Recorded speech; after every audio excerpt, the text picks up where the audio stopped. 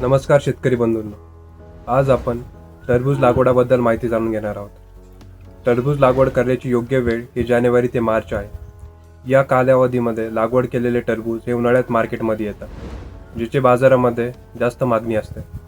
हे वाण गोडसर चवीचे, टिकाऊ आणि चांगल्या आकाराचे असतात. महाराष्ट्रामध्ये वाणांचा विचार केला तर शुगर बेबी, कृष्णा, अर्काज्योत आणि WMR 429 असे घेतले जातात. टरबूज लागवडीसाठी 20 ते 35 डिग्री टेम्परेचर हे अनुकूल असतं. थंडीमध्ये पीक खराब होतं, त्यामुळे लागवड करत असताना उष्ण आणि कोरडे वातावरण असणे हे गरजेचे आहे. जमीन ही चांगल्या निचऱ्याची असणे हे गरजेचे आहे, जेणेकरून पीक चांगले येईल. pH हा 6 ते 7 च्या दरम्यान असावा, जेणेकरून पिकाची वाढ ही चांगल्या प्रमाणे होईल. लागवड करत असताना बियांमध्ये 2 ते 3 मीटरचं अंतर ठेवणे गरजेचे आहे.